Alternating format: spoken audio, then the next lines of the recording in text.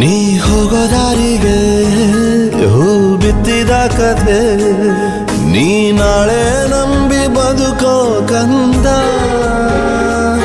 ಯುವರಾಜ ನೀನು ರಾಜವಂಶದವನು